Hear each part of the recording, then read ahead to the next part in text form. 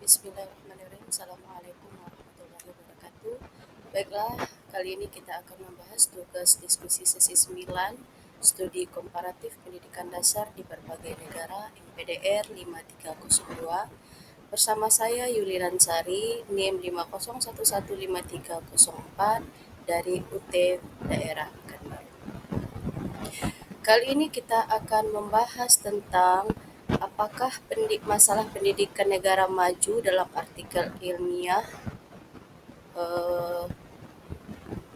materi pengayaan sesi 9.1 juga saya rasakan di sekolah saya. Nah, ini judul artikelnya yaitu Recent Trend in Measure to Correct Educational Inequality in Education UAC Countries Application of Text Meaning Method. Menurut saya, beberapa masalah pendidikan yang dijelaskan dalam artikel Recent Trend in Measure to Correct Educational Inequalities in OECD Countries juga terjadi di lingkungan sekolah saya, yaitu SDN 010 Kuala Selat yang berada cukup jauh dari pusat kabupaten. Kami juga merupakan salah satu daerah tertinggal. Meskipun konteksnya berbeda, negara maju versus negara terpencil di Indonesia, ada beberapa persamaan dan perbedaan dalam bentuk ketidaksetaraan pendidikan yang dirasakan.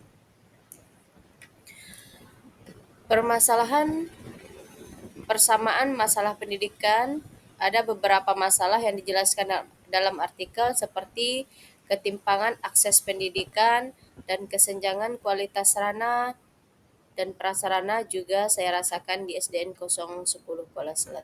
Yang pertama ada kesenjangan akses terhadap sumber belajar. Nah, sebagaimana yang kita ketahui, ketimpangan ini sering terjadi karena latar belakang sosial ekonomi di tempat daerah kami juga merupakan daerah yang tertinggal, yang otomatis siswanya itu juga banyak dari keluarga yang kurang mampu. Kemudian yang kedua, ketertinggalan prestasi siswa. Kemudian keterbatasan guru dalam layanan individual.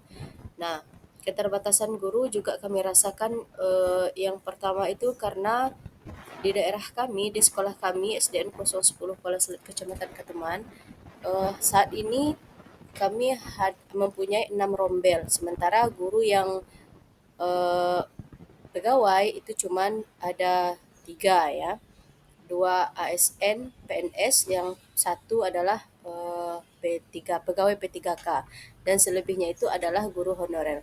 Nah, di sini sudah kita jelas sudah nampak ketimpangan bahwa keterbatasan guru juga dapat menghambat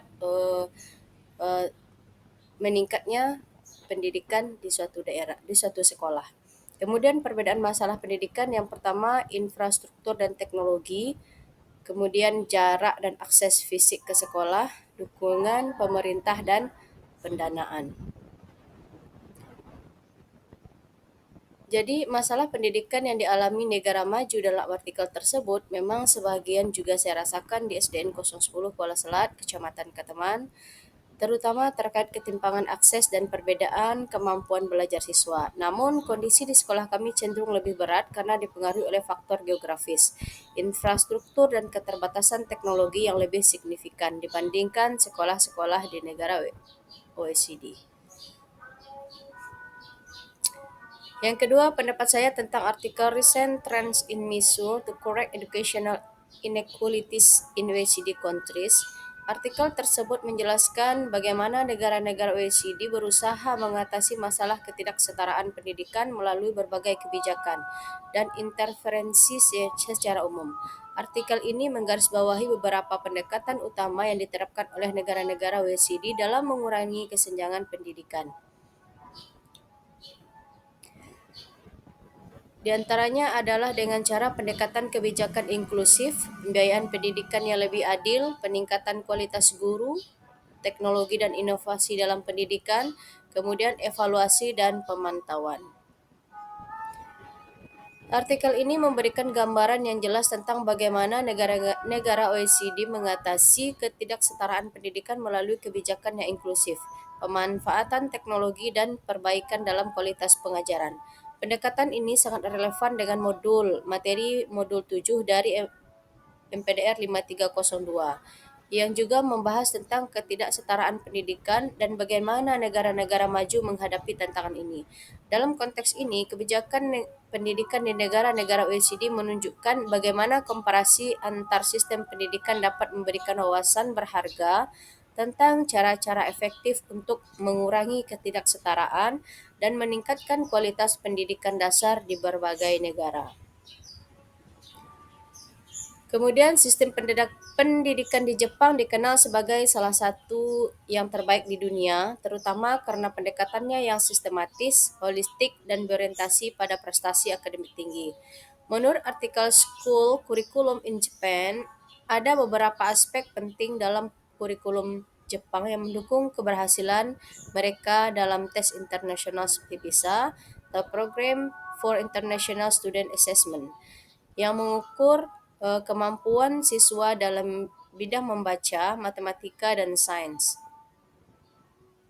Secara keseluruhan, kurikulum pendidikan di Jepang sangat berfokus pada pembelajaran yang mendalam, aplikasi praktis, dan pengembangan karakter.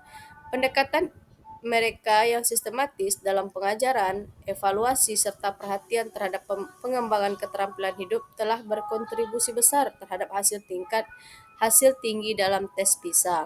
Fokus pada pemecahan masalah, penerapan konsep dalam kehidupan nyata, dan pembelajaran berbasis proyek adalah beberapa kunci utama yang membuat pendidikan Jepang menjadi sukses dan diakui oleh seluruh dunia.